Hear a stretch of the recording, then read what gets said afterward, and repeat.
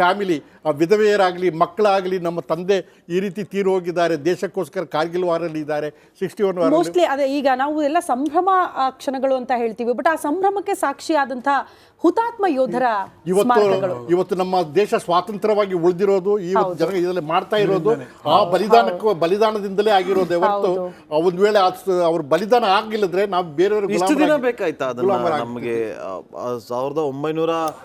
1962 ವಾರ ಆಗಿರ್ಬೋದು, 65 ವಾರ, 71, 48 ಶುರು. ಅವ ಯಾವತ್ತೋ ಮಾಡ್ಬೋದಿತ್ತು, ಮಾಡ್ಬೋದಾಗಿತ್ತು. ಅದು ಬಹಳ ದೊಡ್ಡ ಕಾಂಟ್ರವರ್ಸಿ ಆಯ್ತು. ಅದು ಆಕ್ಚುಲಿ ದೇಶಕ್ಕೋಸ್ಕರ ಮಾಡಿದವರ ಹೆಸರನ್ನ ವಾರ್ ಮೆಮೋರಿಯಲ್ ಬೇಕು ಅಂತ 3 ಸಶಸ್ತ್ರ ಪಡೆಗಳು ಇದೊಂದಕ್ಕೆ ಇಡ್ತಾ ಇದ್ದಾರೆ ಪ್ರೈಮ್ ಮಿನಿಸ್ಟರ್. ಅದೇ ಸೋಲ್ಜರ್ಸ್ಗಳಿಗೆ, ಅಮರ ಜವಾನ್ಗೆ ದೀಪ ಹಚ್ತಾರೆ. ಓಕೆ ಸರ್, ಹೇಳ್ತಾ ಇದ್ರಿ ಕಾಂಟ್ರವರ್ಸಿ ಯಾಕೆ ಸರ್ ಆ ವಿಚಾರದಲ್ಲೂ ಬೇಕು? ಅಮರ್ ಜವಾನ್ ಜ್ಯೋತಿ ಏನಾಯಿತು, ಇಂಡಿಯಾ ಗೇಟ್ ಹತ್ರ ಮೊದಲಿತ್ತು. ಆಮೇಲೆ ವಾರ್ ಮೆಮೋರಿಯಲ್ ಬೇಕು ಅಂತ ಒಂದು ಬಹಳ ಆಂಟನಿ ಡಿಫೆನ್ಸ್ ಮಿನಿಸ್ಟರ್ ಆಗಿದ್ದಾಗಲೇ ಈ ರಿಕ್ವೈರ್ಮೆಂಟು ನಮ್ಮ ಡಿಫೆನ್ಸ್ ಸರ್ವಿಸ್ ಅವರು ಕೊಟ್ಟಿದ್ರು, ಮಾಡಲಿಲ್ಲ ಅವರು.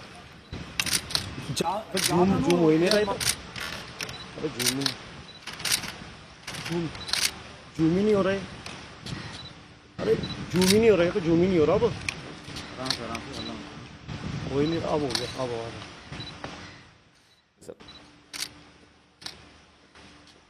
हाँ ಮಾಡಲಿ ಸರ್, ಮಾಡಲಿ.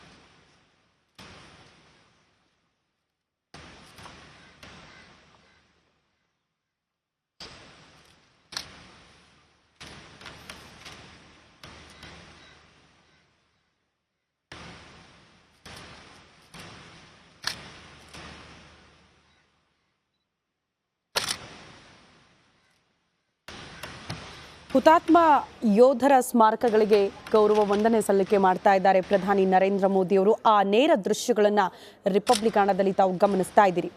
ನಾವು ಆರಂಭದಲ್ಲೇ ಹೇಳ್ತಾ ಇದ್ವಲ್ಲ, 76ನೇ ಗಣರಾಜ್ಯೋತ್ಸವ, ಸಂವಿಧಾನ ರಚನೆ ಪಟ್ಟಿರುವ ವಿಚಾರಗಳನ್ನು ಪ್ರಸ್ತಾಪ ಮಾಡ್ತೀವಿ, ನಮಗೆಲ್ಲ ಸ್ವಾತಂತ್ರ್ಯ ಸಿಕ್ಕದ್ದನ್ನು ನೆನಪು ಮಾಡ್ಕೊಳ್ತೀವಿ. ಬಟ್ ಇದ್ರ ಹಿಂದೆ ಅನೇಕರ ತ್ಯಾಗ ಬಲಿದಾನ ಇದೆಯಲ್ಲ, ಅನೇಕರು ಜೀವ ಕಳ್ಕೊಂಡಿದ್ದಾರಲ್ಲ, ಅವರೆಲ್ಲರನ್ನ ಕೂಡ ನಾವು ನೆನಪು ಮಾಡ್ಕೊಳ್ಳದೆ ಇದ್ರೆ ಹೇಗೆ? ಹಾಗಾಗಿ ಪ್ರಧಾನಿ ನರೇಂದ್ರ ಮೋದಿಯವರು ಆ ಹುತಾತ್ಮ ಯೋಧರ ಸ್ಮಾರಕಗಳಿಗೆ ಗೌರವ ವಂದನೆ ಸಲ್ಲಿಕೆ ಮಾಡ್ತಾ ಇರುವಂತಹ ದೃಶ್ಯವನ್ನು ತಾವು ಗಮನಿಸ್ತಾ ಇದ್ರಿ. ಇಲ್ಲಿ ಗೌರವ ವಂದನೆ ಸಲ್ಲಿಕೆ ಮಾಡಿದ ಬಳಿಕ ನೇರವಾಗಿ ಕರ್ತವ್ಯ ಪಥದ ಕಡೆಗೆ ಪ್ರಧಾನಿ ನರೇಂದ್ರ ಮೋದಿ ಅವರು ಹೋಗ್ತಾರೆ. ಅಲ್ಲಿ ಆಲ್ರೆಡಿ ರಾಷ್ಟ್ರಪತಿ ಮುರ್ಮು ಅವರ ಆಗಮನ ಕೂಡ ಆಗಿದೆ. ಸೊ ಕೆಲ ಕ್ಷಣಗಳಲ್ಲಿ ಅಲ್ಲಿ ಧ್ವಜಾರೋಹಣ ಕೂಡ ನೆರವೇರಿಸಲಾಗುತ್ತೆ. ಮುರಳಿ ಸರ್, ತಾವು ಹೇಳ್ತಾ ಇದ್ರಿ ಇದ್ರ ಬಗ್ಗೆ. ಈಗ ಬ್ಯೂಗಲ್ ಬಂದಿದ್ದು ಲಾಸ್ಟ್ ಕಾಲ್. ಅದು ಬಹಳ ಸಿಂಬಾಲಿಕ್.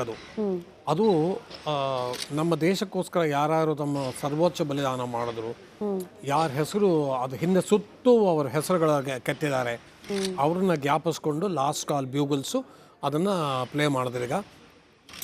ನಮ್ಮ ಪ್ರಧಾನಮಂತ್ರಿಗಳು ಅದ್ರ ಮುಂದೆ ನಿಂತ್ಕೊಂಡು ಇದನ್ನು ಅಮರ ಜವಾನ್ ಜ್ಯೋತಿ ಮುಂದೆ ನಿಂತ್ಕೊಂಡು ನಮನ ಸಲ್ಲಿಸಿದ್ರು. ಇದೇ will be again repeated on 29ನೇ ತಾರೀಕು ಬೀಟಿಂಗ್ ರಿಟ್ರೀಟಲ್ಲಿ ರಿಪೀಟ್ ಆಗುತ್ತೆ ಇದು. ಸೊ ಇದು ನಮ್ಮ ದೇಶದ ಪ್ರಧಾನಮಂತ್ರಿಗಳು ಆ ಹುತಾತ್ಮರಿಗೆ ಸಲ್ಲಿಸ್ತಾರಂಥ ಗೌರವ. ಅದ್ರ ಜೊತೆ ಮತ್ತೆ ಬಿಗಲ್ ಶುರುವಾಯ್ತು. 2 ಸರಿ ಹೊಡಿತಾರೆ. ಉಲ್ಟಾ ಶಸ್ತ್ರ.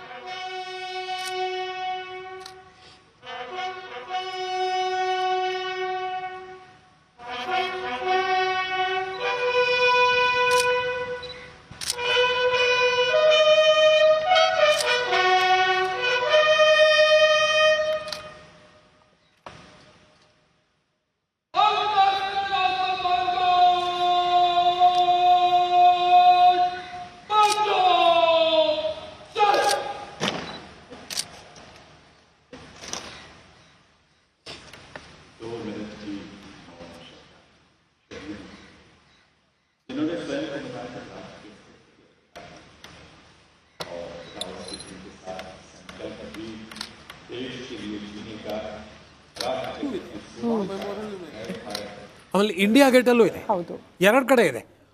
ಇಂಡಿಯಾ ಗೇಟಿಂದ ವಾರ್ ಮೆಮೋರಿಯಲ್ಗೆ ಅಮರ್ ಜವಾನ್ ಜ್ಯೋತಿನ ಶಿಫ್ಟ್ ಮಾಡಬೇಕು ಅಂತ ಈ ಸರ್ಕಾರ ಏನು ನಿರ್ಣಯ ತಗೊಂಡ್ರು ಅದರ ಬಗ್ಗೆ ಭಾಳ ದೊಡ್ಡ ಕಾಂಟ್ರವರ್ಸಿ ಆಯಿತು. ಅಮರ್ ಜವಾನ್ ಜ್ಯೋತಿ ಬಂದಿದ್ದು ಭಾಳ ಹಿಂದೆ ನೆಹರು ಪ್ರಧಾನಮಂತ್ರಿಗಳಾಗಿದ್ದಾಗಿನ ಕಾಲದಿಂದ. ಅದನ್ನು ನೀವು ಮುಟ್ಟಬಾರ್ದು ಅನ್ನೋ ಒಂದು ಮಾತು ಬಂತು. ಆಗ ಈ ಸರ್ಕಾರ ಏನು ಹೇಳಿದ್ರು, ಅಲ್ಲೂ ಇರುತ್ತೆ ಇಲ್ಲೂ ಇರುತ್ತೆ, ಯಾಕೆ ಯೋಚನೆ ಮಾಡ್ತೀರಾ ಅಂತ ಅಂದ್ಬಿಟ್ಟು ಅಮರ್ ಜವಾನ್ ಜ್ಯೋತಿನ 2 ಕಡೆ ಇಡುವಂಥ ಒಂದು ವ್ಯವಸ್ಥೆ ಮಾಡಿದ್ದಾರೆ. ಇದು ಬಹಳ ದೊಡ್ಡ ನಾವು ಇದರಿಂದ ಕಲ್ತ್ಕೊಳ್ಳೋದು ಬಹಳ ಇದೆ. ನಾವು ನಮ್ಮ ದೇಶಕ್ಕೋಸ್ಕರ ಯಾರ್ಯಾರು ಇಂತಹ ಸರ್ವೋಚ್ಚ ಬಲಿದಾನ ಮಾಡಿದ್ದಾರೆ ಅವ್ರನ್ನ ನಾವು ಇವತ್ತು ನೆನೆಸ್ಕೊಳ್ಳೋದು ನಮ್ಮ ಕರ್ತವ್ಯ. ಇದ್ರ ಮೂಲಕ ನಾವು ಅದನ್ನು ನೆನೆಸ್ಕೋಬೋದು. ಮತ್ತು ಈ ಅಮರ ಜವಾನ್ ಜ್ಯೋತಿ ಅದು ಪ್ರಜ್ವಲಿಸ್ತಾ ಇರಬೇಕು ಕಂಟಿನ್ಯೂಸ್ಲಿ. ಅದು ಆರದೇ ಇರುವಂತಹ ಜ್ಯೋತಿ, ಆರಿ ಹೋಗುವ ಆಗಿಲ್ಲ ಅದು. ಯಾಕೆ ಅಂತ ಹೇಳಿದ್ರೆ ಎಷ್ಟೆಷ್ಟು ವೀರಾತ್ಮಗಳು ನಮ್ಮ ದೇಶಕ್ಕೆ ಬಲಿದಾನ ಕೊಟ್ಟಿದ್ದಾರೆ, ಅವರ ಶಕ್ತಿ ಸಂಕೇತ ಅದು. ಆ ಜ್ಯೋತಿ, ಆ ಅಮರ ಜ್ಯೋತಿ ಬಗ್ಗೆ ಭಯಂಕರ ಪವಿತ್ರತೆ ನಮ್ಮ ದೇಶಕ್ಕೆ ಎಲ್ಲರಿಗೂ ಇರಲೇಬೇಕು, ಇದೆ. ಸೊ ಇಲ್ಲಿ ನೀವು ನೋಡ್ತಾ ಇರ್ಬೋದು, ಫಸ್ಟ್ ಏರ್ ಮಾರ್ಷಲ್ ಸಾಹೇಬರು ಹೇಳಿದ್ದ ಹಾಗೆ ಲಾಸ್ಟ್ ಬಿಗಿಲ್ ಫಸ್ಟು ಬಿಗಿಲ್ ಹೊಡೆದಾದ ಮೇಲೆ ಉಲ್ಟಾ ಶಸ್ತ್ರ ಆಗ್ತದೆ. ರೈಫಲನ್ನು ನಮಗೆ ಫಸ್ಟ್ ಇದ್ದೇ ಎಕ್ಸ್ಪ್ಲೇನ್ ಮಾಡಿ ಸರ್ ಪ್ಲೀಸ್. ಫಸ್ಟಿಗೆ ಈಗ PM ಬರ್ತದಂಗೆ ಅವರು ಕಮಾಂಡ್ ಶುರು ಮಾಡ್ತಾರೆ.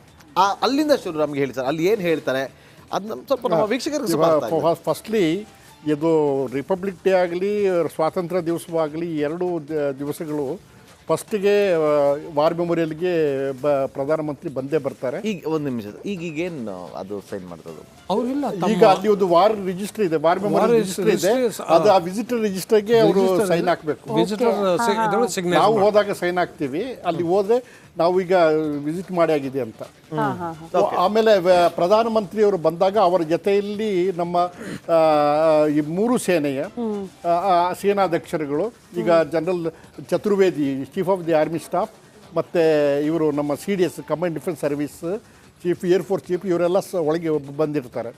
ಬಂದ ಕೂಡಲೇ ಅವ್ರನ್ನ ಪ್ರಾಪರ್ ರೀತಂದರೆ ಹೂಗುಚ್ಛವನ್ನು ತಗೊಂಡೋಗಿ ಅಮರ ಜ್ಯೋತಿಗೆ ಇಡಬೇಕು. ಇಟ್ಟಾದ ನಂತರ ಗಾರ್ಡ್ ಆಫ್ ಆನರ್ ಕೊಡ್ತಾರೆ. ಗಾರ್ಡ್ ಆಫ್ ಆನರ್ ಅಂದರೆ national salute, guard of honour ಕೊಟ್ಟು ಅದು ಗಾರ್ಡ್ ಆಫ್ ಆನರ್ ನಾನು ಪ್ರೊಸೆಸ್ ಕೇಳ್ತಾರೆ. ಅವರು ಅದೇನೋ ಒಂದು ವರ್ಡ್ ಹೇಳ್ತಾರೆ, ಇದೆ ಪೆರೇಡ್, ಸಲಾಮಿ ದೇಗ, ಜನರಲ್ ಸೆಲ್ಯೂಟ್, ಸಲಾಮಿ ಶಸ್ತ್ರ. ಆ ಸಲಾಮಿ ಶಸ್ತ್ರಲ್ಲಿ ಅದು ನ್ಯಾಷನಲ್ ಫ್ಲ್ಯಾಗಿಗೆ ಈಗ ಕೊಡ್ತಾ ಇರೋದು ಹುತಾತ್ಮರಿಗೆ ನ್ಯಾಷನಲ್ ಗಾರ್ಡ್ ಆಫ್ ಆನರ್ ಕೊಡೋದು. ಅದಾದಮೇಲೆ ಲಾಸ್ಟ್ ಬಿಗಿಲ್ ಓದ್ತದೆ. ಬಿಗಿಲಾದಾಗ ಈಗ ಶಸ್ತ್ರಗಳನ್ನು ನಾವು ಈಗ ಅವನು ತೀರಿ ಹೋಗಿದ್ದ ಒಂದು ದುಃಖಕ್ಕೋಸ್ಕರ ನಾವು ಮೇಲೆ ಅದರ ಬ್ಯಾರಲ್ ಇಡೋದಿಲ್ಲ, ಅದನ್ನು ಕೆಳಗೆ ಬ್ಯಾರಲ್ ಇಡ್ತೀವಿ. ನಿಧಾನಕ್ಕೆ ಹೀಗೆ ಮಾಡ್ತಾರೆ ಅದಕ್ಕೆ ಉಲ್ಟಾ ಅದು ಶಾಸ್ತ್ರ ನೋಡೋದೇ ಚಂದ ಒಂಥರ ಉಲ್ಟಾ ಶಾಸ್ತ್ರ. ಉಲ್ಟಾ ಶಾಸ್ತ್ರ ಮಾಡಿದ ನಂತರ ಅದನ್ನ ಆ ಶಕ್ತಿಯ ಅವ್ರನ್ನ ಈಗ ಹೋಗಿ